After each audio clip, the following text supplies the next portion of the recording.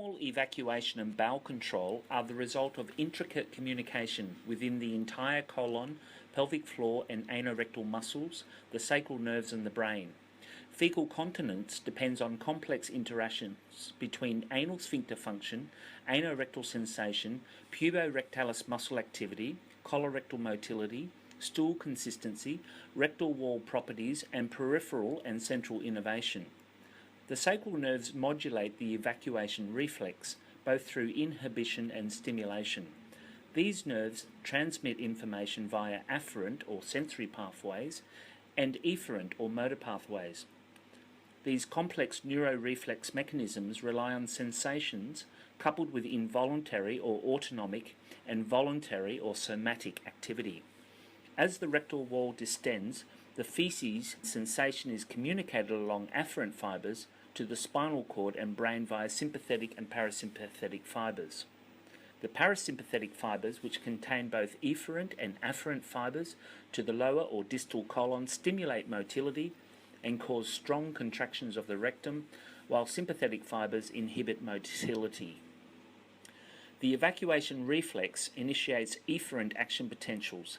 This causes the internal sphincter to relax, allowing movement of contents.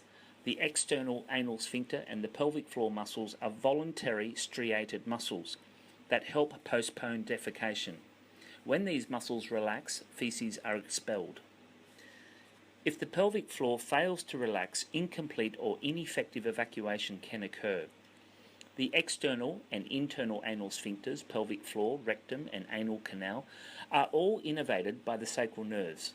These nerves regulate the sensation reflex activity contraction and relaxation of the anal sphincter muscle. Given this complex physiology of normal evacuation, fecal incontinence can be the result of a spectrum of causes. Commonly an acquired disorder, fecal incontinence can be due to structural causes such as trauma, or be idiopathic or neuropathic in origin. Rather than a muscular or structural disorder, one underlying factor may be abnormal nerve activity. This abnormal nerve activity may affect the smooth and striated muscle used for bowel control. Traditional initial management of fecal incontinence includes pads, bulking agents, biofeedback, pelvic floor exercises, dietary changes, or surgery, particularly to the anal canal or sphincters. While these approaches may alleviate fecal incontinence for some, they are not effective for everyone and may not address the causes of fecal incontinence. Sacral nerve stimulation with InterStim therapy may be an effective treatment for patients with fecal incontinence. It provides neurostimulation to modulate the communication among the pelvic floor, anal sphincters, colon, the brain, through the sacral nerves. Sacral nerve stimulation involves a minimally invasive procedure with the placement of a small InterStim lead near the S3 nerve root.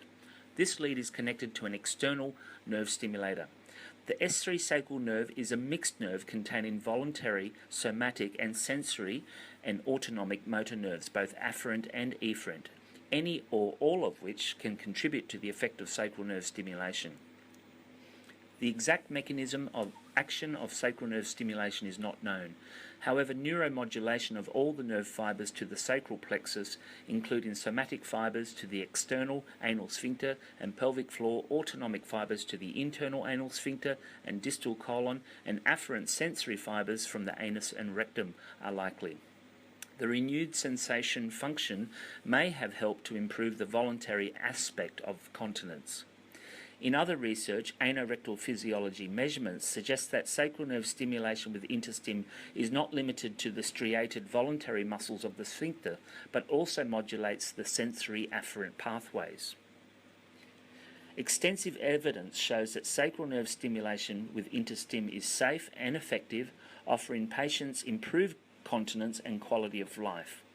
If clinical improvement is obtained with the stage 1 temporary sacral nerve stimulation, then 1 to 2 weeks later, stage 2 surgery allows for the permanent insertion of a sacral nerve stimulator implant, which is placed in the subcutaneous tissues of the buttock.